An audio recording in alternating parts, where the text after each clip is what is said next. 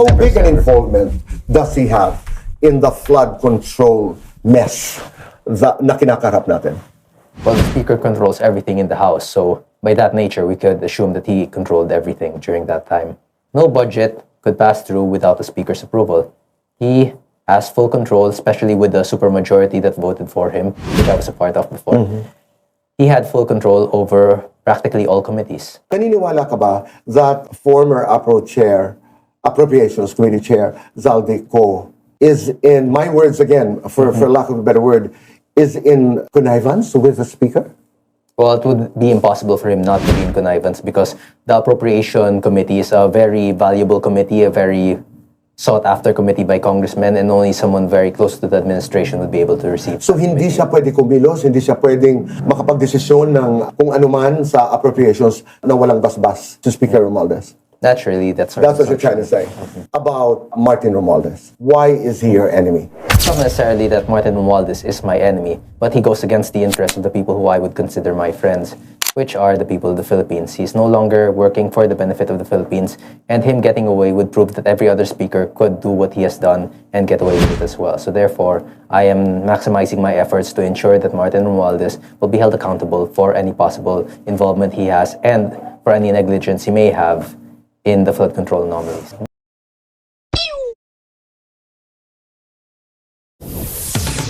Mga kababayan, isa na namang pasabog at galing mismo kay Congressman Kiko Barzaga.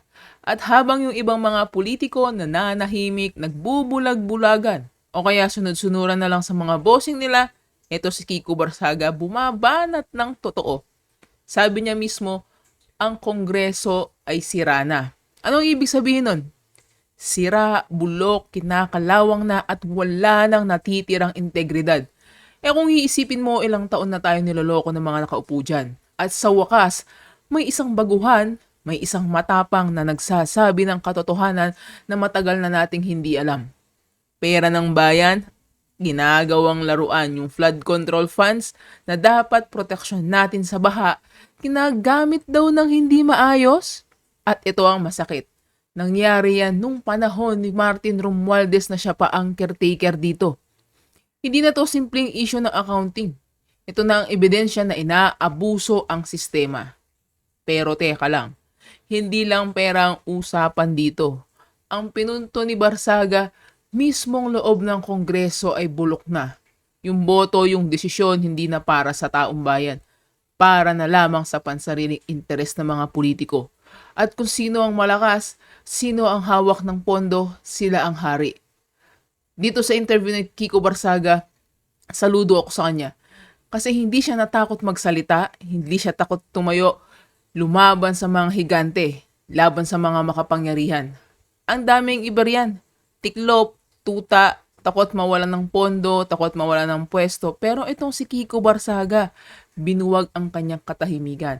Kaya naman mga kababayan, sabay-sabay nating panoorin itong malupit na interview kay Kiko Barzaga. Congressman Kiko Barzaga, maraming salamat. Hello. Maraming salamat sa pagkakataong ito. You know, with everything that you're doing, what is it that you're doing?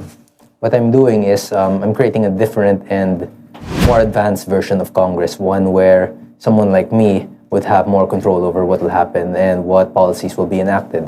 Because I believe that the current leadership within Congress and the lower house isn't capable of bringing the change necessary so that we won't repeat what happened with the 2025 budget. Okay, are you happy with the change of leadership? Because it's now your speaker, our speaker now is Boy Abunda. Your take on this? It's not necessarily a change of leadership because Boy Abunda is still under Romualdez. He was a deputy speaker under Martin Romualdez. He is loyal to both the Marcos administration and Romualdez. And lastly, during the time when the flood control anomalies, the time when it erupted, when it became viral, Boy Abunda was completely silent on the issue. He was not calling for any investigations, or neither was he having any press conferences or speaking on behalf of the speaker regarding any of the issues. Kiko, what is it that you don't like, you hate, you detest, whatever the word is, about Martin Romualdez? Why is he your enemy? It's not necessarily that Martin Romualdez is my enemy, but he goes against the interests of the people who I would consider my friends, which are the people of the Philippines. He's no longer working for the benefit of the Philippines, and him getting away would prove that every other speaker could do what he has done and get away with it as well. So therefore, I am maximizing my efforts to ensure that Martin Romualdez will be held accountable for any possible involvement he has and for any negligence he may have in the flood control anomalies. Ano bang katiwalian? Ano ba ang nagawa ni Martin Romualdez? There are only two possibilities in this scenario. Either he is involved in the flood control projects in which he must be investigated, or he's completely negligent in the flood control anomalies, which means he must also be investigated, because allowing congressmen to steal hundreds of billions as the sitting speaker is also something worthy of investigation. Naniniwala ka ba that former Appropriations Committee Chair Zaldi Co is, in my words again, for lack of a better word, is in connivance with the Speaker? Well, it would be impossible for him not to be in connivance, because the Appropriation Committee is a very valuable committee, a very sought-after committee by congressmen, and only someone very close to the administration would be able to receive. So hindi siya pwede kumilos, hindi siya pwedeng makapagdesisyon ng kung anuman sa appropriations na walang basbas to Speaker Romualdez? Naturally, that's That's what you're trying to say. Nung nangangampanya ka, ano ang sinasabi mo sa members of the House of Congress why you were campaigning to be Speaker? Well, I shared my platforms on what I wish to change involving the House and on what would not change. Can you be clear on that? Ano yung mababago, anong hindi mababago pag ikaw ang naging Speaker? Firstly, the investigation of Martin Romualdez and his deputy speakers in their involvement in the flood control. Secondly, we need to take time to go fix the lower house, because there are plenty of issues and corruptions involved. So I would propose a travel ban until December 2026, so everyone can just stay in the Philippines and focus on their work. And lastly, the change in the system of deputy speakerships, in which every political voice will be granted a chance to elect one of their members as deputy speakers, rather than through connections with the House Speaker. If you were campaigning for the post of speakership, you have to have some relationship with the palace. Or do you think hindi mo kailangan ng relasyon sa palasyo to be Well, Speaker? Firstly, hopefully I don't need that, because Marcos hates me right now, but Okay. we'll still see. There might be a possibility, and if such possibility exists, then that may be hope of a free Congress that's not influenced by the administration. Nag-resign si Martin Romualdez. Ang sabi niya, ginawa daw niya yun for the House. He even said he has done nothing wrong. These are loose quotes. At ang sabi niya, the act of leadership is actually the grace to let it go. I heard that in his speech. Your comment? Well, Wala naman daw siyang kasalanan. yes, from what you could assume from Martin Romualdez's actions, he does not seem to be the type to let go of power unless absolutely necessary. He will be the type to cling onto his position until the very end. And that was the very end for him. Is he still powerful now? Well, we will see. They can How never big an sever. involvement does he have in the flood control mess na kinakarap natin? Well, the Speaker controls everything in the House, so by that nature, we could assume that he controlled everything during that time. No budget could pass through without the Speaker's approval. He has full control, especially with the supermajority that voted for him, which I was a part of before. He had full control over practically all committees. Nakinabang ka ba? Bilang Ito ba yung sinasabi nilang may mental issue? Pakinggan nyo siya kung paano siya magsalita, kung paano siya sumagot sa mga tanong. Diretsa, tapat, at laging may sense. Walang paligoy-ligoy, walang bolahan. Ibig sabihin, wala siyang takot. member ng mayorya, as a young congressman, nabigyan ka ba ng mga proyekto para sa iyong distrito? Yes, pero mga 1 month, 2 months pa lang ako naging congressman noon before I left NUP. Kaya wala naman masyado. Like, konti lang, and then wala na ever since when I went against Romualdez, all of the accounts were gone. Hindi kayo nagkakasalubong ni Martin? I never seen him in the house, actually. Oh, okay. Kahit even during the time when he was speaker, he's very rarely seen in the house. Which means that he was not reporting to the House? Well, I think he has different tasks at hand because he has deputy speakers who could fill his role for him. Maybe he had meetings to attend to or other plans. How much are you worth? Before, I was worth a few millions. Like, bago na, because I had my work as counselor and everything. And then, nung namatay si Kong PD, ang dami niyang Your dad? iba-ibang, yes. Okay. Dami niyang iba-ibang properties because he was a lawyer for decades, politician for multiple decades. So, ngayon, di namin alam actually. Because there are certain properties or assets that he has that cannot be divided between me, my siblings, and my mother. So, Okay. medyo, ngayon, hindi pa masyadong naaasikaso yun. Ibang-iba ka raw sa tatay mo. Yes. How different are you from your father?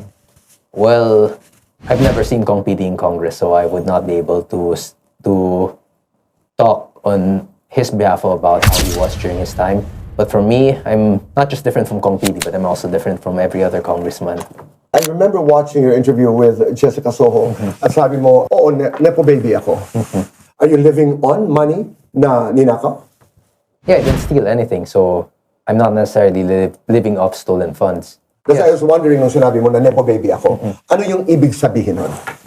Someone who is part of a political dynasty. Okay.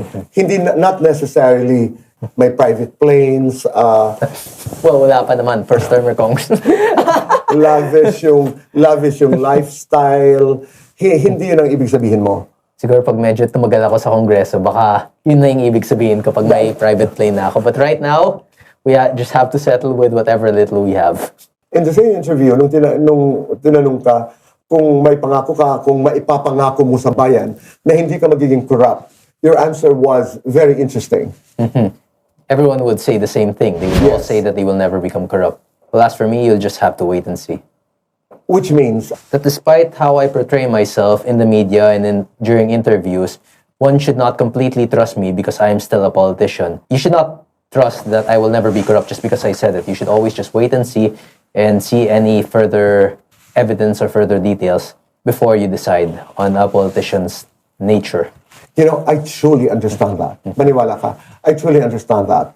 That's very honest. But as we speak today, are you trustworthy? We don't Right. have to wait for the future. I mean, just now.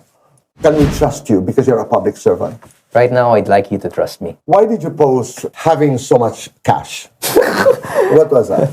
Hindi ko alam kung ano yun. Was that bonus before you yun. became congressman? Yeah, it was before I became congressman. Si Kong PD, minsan pag may mga achievements ako or may successful akong ginagawa, binibigyan niya ako ng money or bonus for Christmas. So pinapost ko. Okay, pero ang dami nun. That must be in the millions. The biggest I've held was 2 million. Okay. And you post with that 2 Yes. million. Okay. Well, during that time, it was my first time seeing that much money. So, syempre, pupost ko yun. Are you attracted by opulence, by all this money? Nakita namin yung mesa na punong-puno ng pera. Well, actually, ngayon, yung sahod namin sa Kongreso, and just the benefits alone, you don't have to work for everything. All the food there is free. Your staff are also allocated to you. Your secretaries, everything, even the legal team.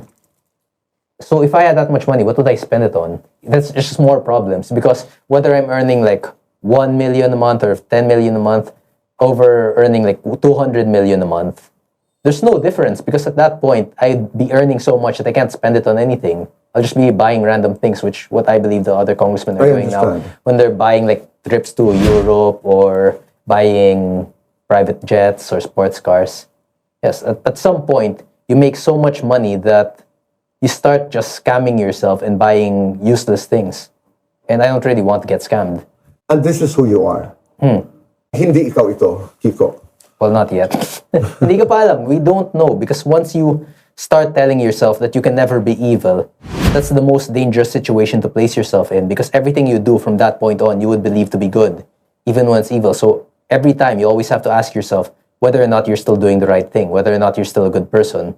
So if you're always saying that I am a good person, and then you start allowing small evils while still believing that you are good, that's when you start actually becoming bad. Speaker Romualdez did not become like that overnight. At some point, he was probably a very genuine person that wanted the best for his country, and then eventually he started to justify those budgets, those plans, trying to get the support of the congressmen, and it being a necessary expense to support them financially as well. And during that time, maybe he got so used to it that it became what he was. Kiko, you know yourself. Are you honest? I try to be as honest as possible. You try. Are you loyal to the country? Yes. How Well, much do you love this country? the best interest of the Philippines, when you start to consider that, is that if you apply it on a larger scale, if every citizen will only think about the best interests of their own countries, then that's where we have geopolitical issues and wars. What if instead of considering the best interest of only our country, we consider what the best interest of the world is? And that's what I'd like to consider. I want to do what's best for the Philippines, but on a grander scale, I want to do what is best for the world as a whole. Kung buhay ang daddy mo, you think he would be proud of you?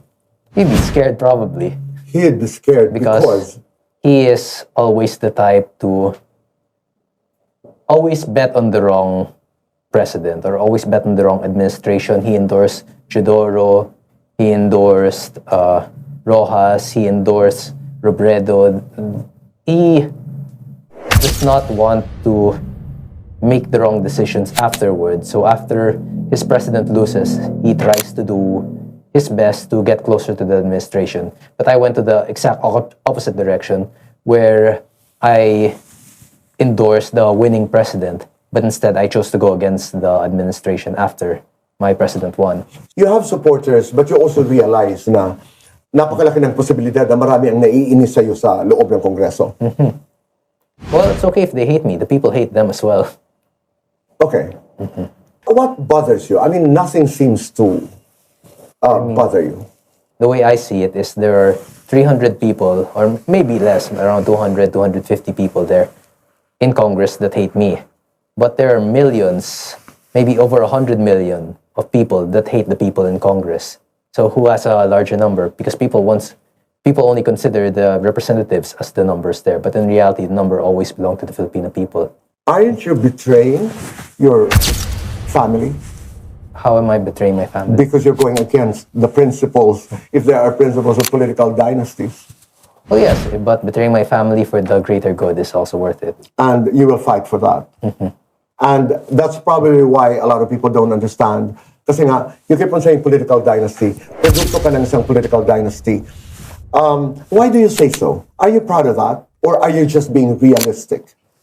Well, it's not something I have any feelings about. It's something that exists and it's there and I have to acknowledge it.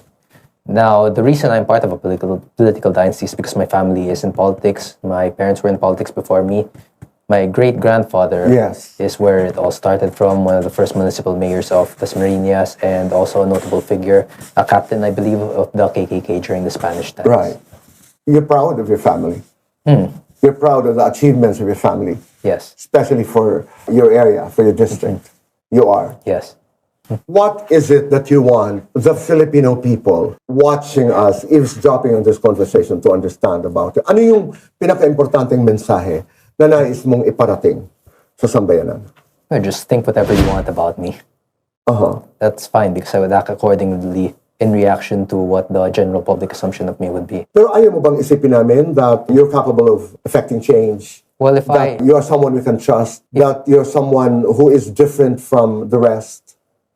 In a good way? If you start to believe that, then what stops the next congressman or the next upcoming politician to promise the same thing and possibly gain a higher position than end up betraying the people? Pero kailangan, Kiko, may paniwalaan kami. Yes, I don't want the general public to be gullible. I want them to know that if they cannot see change within the world, they themselves must be the change that they wish to see. And that's the exact method that I'm doing right now. I cannot change the house alone, but I will change as much as I can alone. Where is this going to end? I mean, not you, but itong lahat, itong investigation, budget hearing in Congress, the independent commission. Where do you see this going? There's no end to this. Human nature always has room for conflict. And in that conflict, these types of battles emerge. There are no ends to these. I'm merely another result of the system. A system that's corrupt will also produce people who seek justice for themselves and for the greater community as a whole. Itong ingay na ito, itong your presence right now, you are in the consciousness of the multitude. All this visibility, all this... bagong buhay mo ngayon, Kiko. I mean, people are interested. People like you, people don't like you, but you're present in people's minds, which I think is good. Saan mo gusto dalhin ito?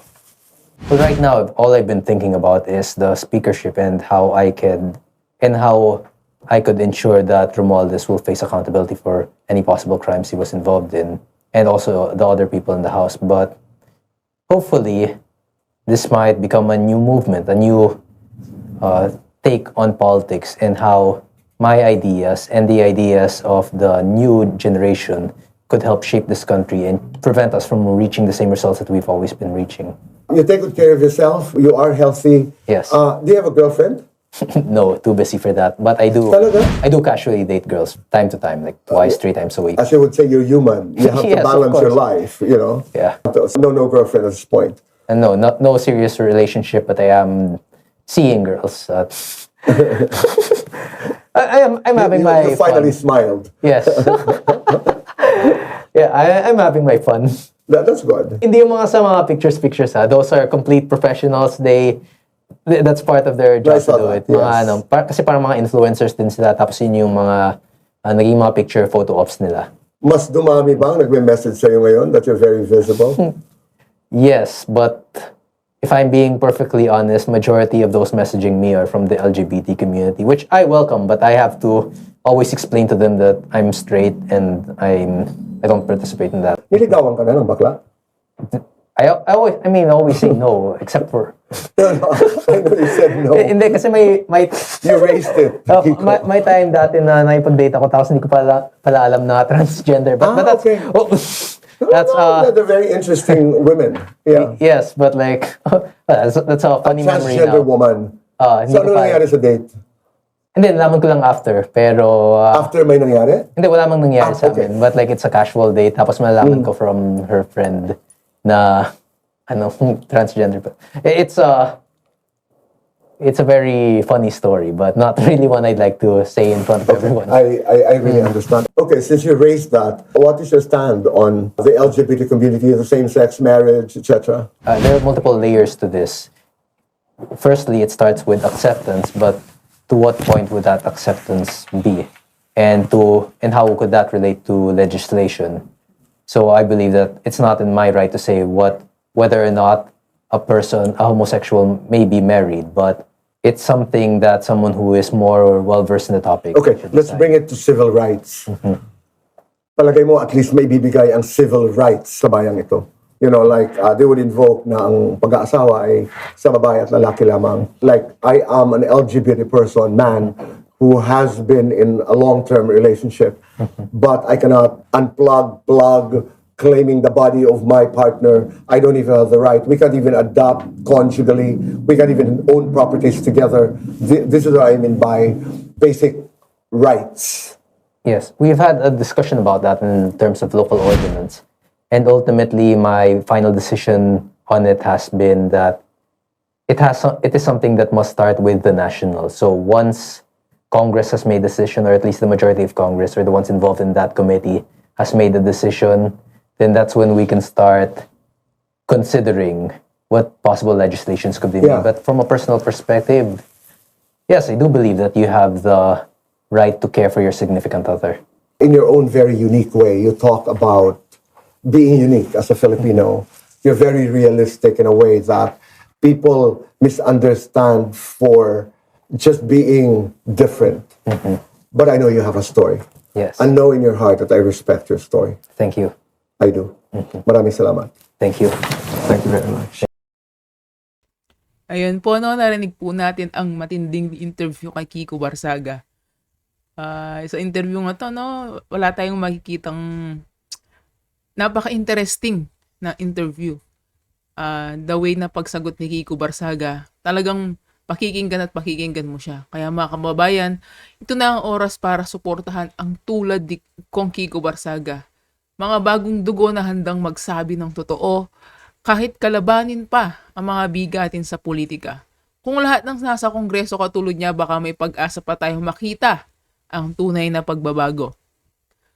Kung broken ng Congress, dapat buwagin ang bulok na sistema. At habang nandyan si Kiko Barzaga, may isa tayong siguradong hindi takot lumaban para sa taong bayan. Yun lang po mga kababayan. Lagi po kayong mag-iingat at God bless.